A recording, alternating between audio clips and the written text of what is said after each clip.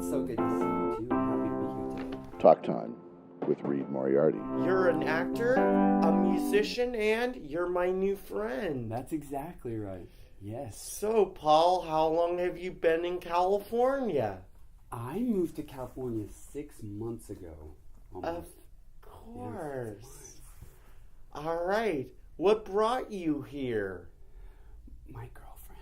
Your girlfriend? Yeah, my girlfriend's from here. She grew up here. Her family is here, and of so I moved course. here because this is where her job was, and I was ready for a change of pace and to get out of New York City. Have you picked a favorite Mexican joint yet?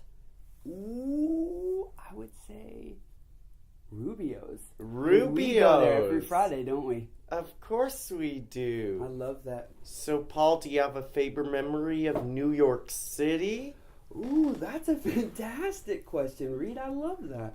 You know what? I think I'm going to say one of my favorite memories of New York City is all the shows that I did there. There's a couple of shows that stand out. I love doing a kids show. A kids show? Yeah, I did a kids show with Atlantic Theater Company. That was awesome. And I also did a Romeo and Juliet show that I liked a lot.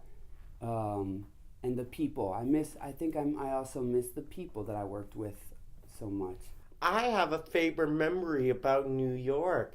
I like to see the Rockettes. Oh, yeah? Yeah, the Radio City Christmas Spectacular with the Rockettes. You've seen it? Yeah, and I got to interview Brittany. What?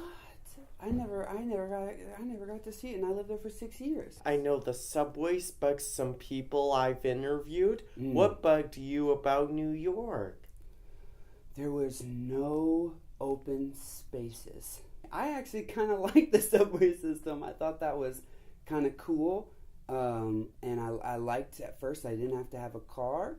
But then I missed the green. You know, in Kentucky, there's lots of trees and open rolling fields for as far as you can see.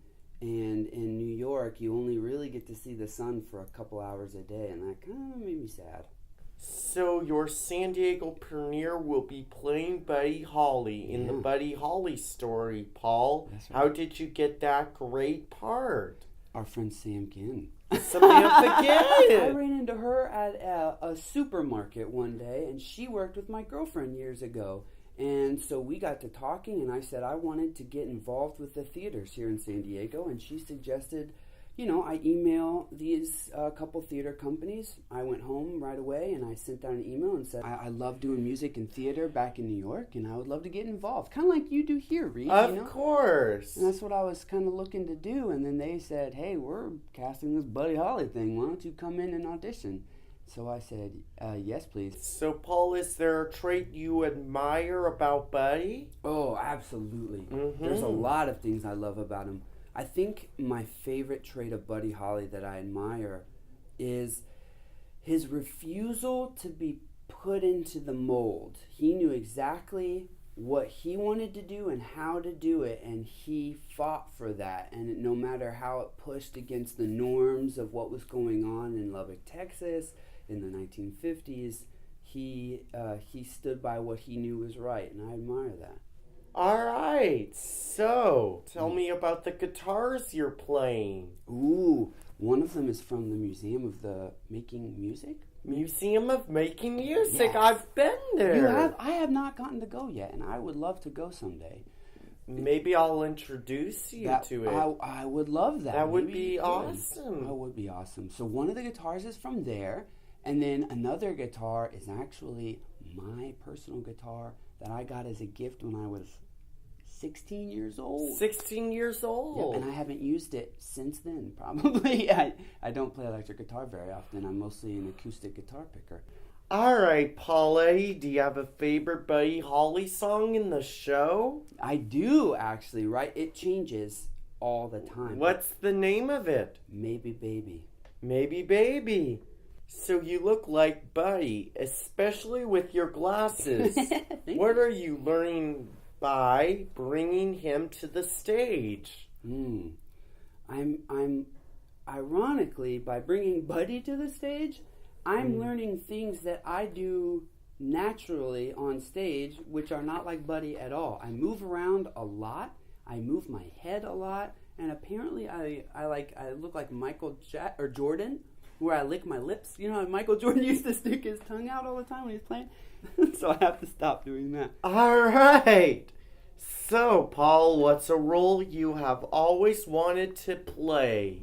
You know what, Reid? I'm going to say it hasn't been invented yet. No, because I would like one day to write a show that is unlike any other show that's been done. And that's the role I'd like to play. All right. Acoustic guitars, and we'd have singing, and we'd have all sorts of stuff. I think that would be awesome. That would be amazing. Yeah. All right.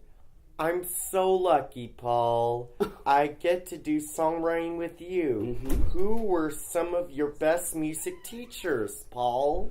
You know, I will never forget a music teacher I had when I did a show. I was in high school and I didn't want to play basketball anymore. So I said, I can't play basketball because I'm going to do a musical. And all my friends looked at me like I was crazy. But I wanted to do this musical, and they gave me a voice teacher to practice the song that I sang. And you know what she told me, which has always stuck with me? She said that singing is 20% breathing, 20% diction, and 60% remembering that you're the greatest singer in the world. All right. I like that.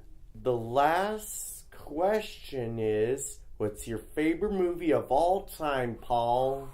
Oh, that's a good question. Yes. There's so many. You know what I'm going to say? What? Sleeping Beauty. Sleeping Beauty? I love that movie. I could watch it all day, every day. Talk Time with Reid Moriarty. Should we sing the Carlsbad song? I think we should. Could we? Let's do it. Yes. It's indeed. Yeah. Oh, I like the snaps. Here we go.